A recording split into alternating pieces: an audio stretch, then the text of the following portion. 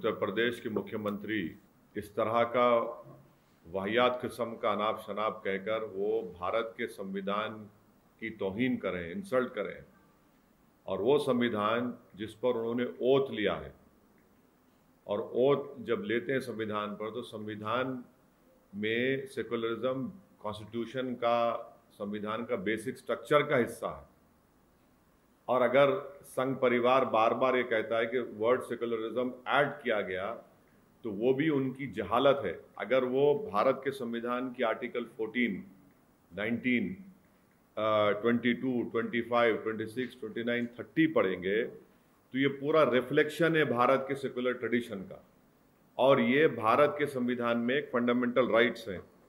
तीसरी बात यह है कि चाहे योगी आदित्यनाथ हो या संघ परिवार हो, जब उनको सूट करता हो कहते हैं कि भारत सेकुलर इसलिए है क्योंकि मेजॉरिटी सेकुलर है।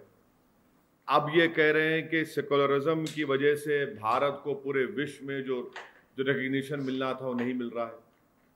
चौथी बात यह है कि जब प्रधानमंत्री ने 2019 के चुनाव के बाद जब सेकुलरिज्म की आज इस तरह की होगी बात, कि प्रधानमंत्री तो कॉन्स्टिट्यूशन को अपने सर पर उठा लेके बोले कि यही मेरे लिए किताब है। तो ये ड्रामा क्यों हो रहा है? प्रधानमंत्री एक बात कहते हैं और उत्तर प्रदेश के चीफ मिनिस्टर उन्हीं की पार्टी के इस तरह की बात करते हैं। चौथी बात यह कि भारत सेकुलर इसलिए है क्योंकि भारत का संविधान सेकुलर है। भारत सेकुलर इसलिए है क्योंकि जो लोग जिसको हम अपने फाउंडिंग फादर्स कहते हैं, चाहे वो नेहरू हो, पटेल हो, मुंशी हो, ये आज़ाद साहब हो, ये मौलाना अबुल कलाम आज़ाद हो, ये सब लोग ये फैसला किए कि भारत सेकुलर होगा।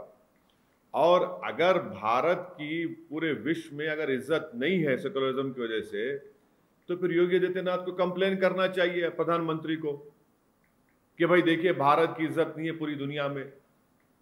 अगर भारत की इज्जत नहीं है तो किसकी वजह से नहीं हो रही है? चीन हमारे जमीन पर कब्जा कर लिया, किसकी वजह? सेकुलरिज्म को चीन कब्जा करा जमीन पर भारत की। आज हम डेप्सांग को छोड़ रहे हैं तो इसे क्या सेकुलरिज्म की वजह से?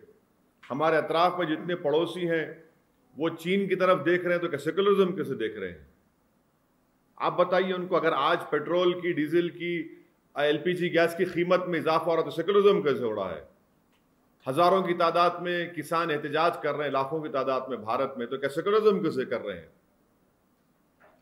नौजवानों को रोजगार नहीं मिल रहा है भारत में, बेरोजगारी बढ़ते जा रही है, तो क्या उसके जिम्मेदार सेकुलरिज्म है?